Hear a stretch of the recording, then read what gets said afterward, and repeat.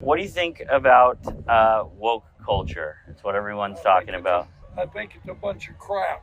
They're trying to change what our children think in the schools. What would you like to see happen? I'd like to get back like it was in the 60s.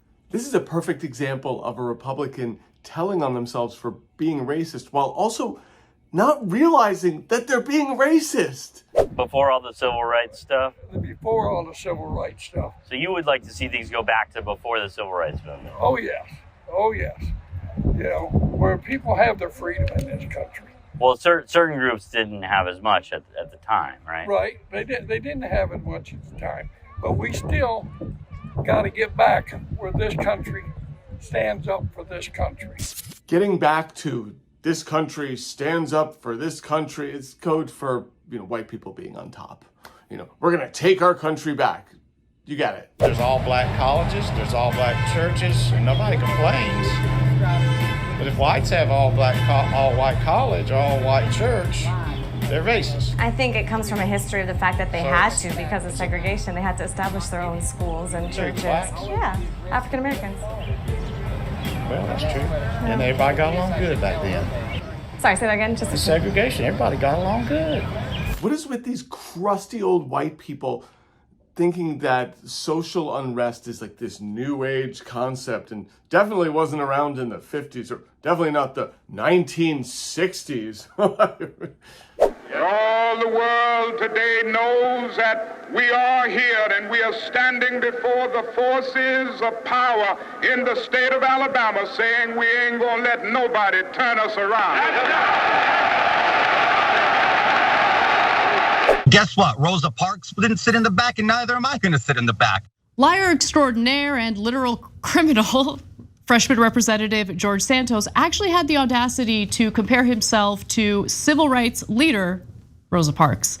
Now, the congressman was a guest on a conservative talk show hosted by Mike Crispy's podcast and felt that it was appropriate to compare himself to Parks and the struggles of those in the civil rights movement. Let's watch more of that video with some more context, and then we'll break it down.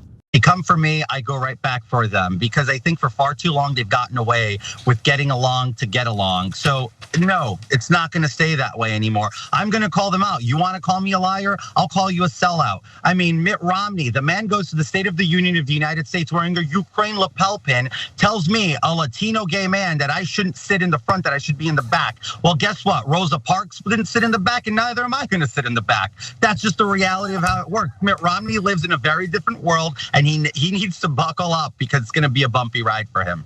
So who's he referring to? Well, he's talking about Republican Senator Mitt Romney, who is not a fan of George Santos, who, yes, is also a Republican, but has engaged in some pretty terrible behavior. We'll go through all of that in just a moment. But the two Republicans were seen engaged in a conversation ahead of President Joe Biden's speech. And the senator later spoke about the interaction with reporters, calling Santos a sick puppy who shouldn't have been there. Romney said, following the incident, I don't think he ought to be in Congress, and he certainly shouldn't be in the aisle trying to shake the hand of the president of the United States and dignitaries coming in. It's an embarrassment. And look, in case you need a reminder, the reason why George Santos is getting backlash, not just from his political opponents, but even members of his own party, is because he has been charged with 13 counts of financial crimes, including embezzling money from his campaign, falsely receiving unemployment funds, so basically committing fraud in order to obtain the unemployment funds, and lying to Congress about his finances. Also, he allegedly lied about where he went to high school and college, lied about having a degree in economics and finance, falsely claimed he worked at Goldman Sachs and Citigroup, lied about founding an animal charity and actually ended up swindling a disabled veteran whose dog was dying, ripped off an Amish dog breeder with a bad check. Comical. Falsely claimed 9/11 took his mother's life. I mean, that's just the tip of the iceberg. There's actually a lot more, but it would take up the entirety of the show. So, Cenk. Yeah, so I don't mind him fighting back. I would love him fighting back if it, like he said, oh, Mitt Romney's a sellout. I'm all ears. How is he a sellout? He could actually do some good in the world if he started fighting back against Republicans and even Democrats by naming their donors. If he called out the corruption. Yeah, if he called out the corruption. But corruption, he loves corruption. He is corruption, so he's not gonna do that. So what did he call out Mitt Romney for? His Ukraine pin. Whoa, don't hit him so hard, George. Wow, what a sellout. Ukraine pin, that's the best you got. He's like, buckle up, it's gonna be a bumpy ride. I might criticize other clothes you have or accessories. Wow, what a bumpy ride. You sound so tough. Okay. But he compared himself to Rosa Parks. Like, the guy is delusional, absolutely delusional. He thinks he's a hero.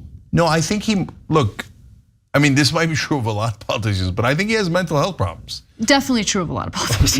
Yeah. I mean, like, Rosa Parks. What are you doing? What are you doing? Rosa Parks. Stop. Okay, look, I don't even have to address that, but I'm gonna address one more thing, which is this whole sitting in the back, which is why he used that insane analogy.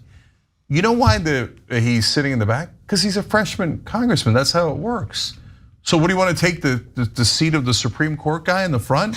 They're both Republicans, I don't care, right? But like, and look. They want you to sit in the back because you're embarrassing. But besides which, there's a freaking an etiquette they have. Now me, I don't care about etiquette at all, right? Yeah. So, and I want younger members of Congress, especially progressives, to fight back against the established people like Mitt Romney. But over important things like legislation and bills and things that affect people's lives, not, oh my God, I'm gonna sit in front of you. Like that's a thing you're fighting over? To be fair to Santos, that is an important issue that has a huge impact on his constituents. Like this is a fight worth engaging in. Yeah, I mean, but that really goes to show you exactly how Congress works. It's all about their own egos. 100%. They don't give a damn about you at all. I mean, not all of them, but that does seem to be a dominant part of the culture in Congress these days. And it turns a lot of voters off, which is why when you look at the approval ratings for Congress year after year, the numbers just keep going down, lower and lower and lower. There's 535 members of Congress. If I'm lucky, I can name a dozen that actually care.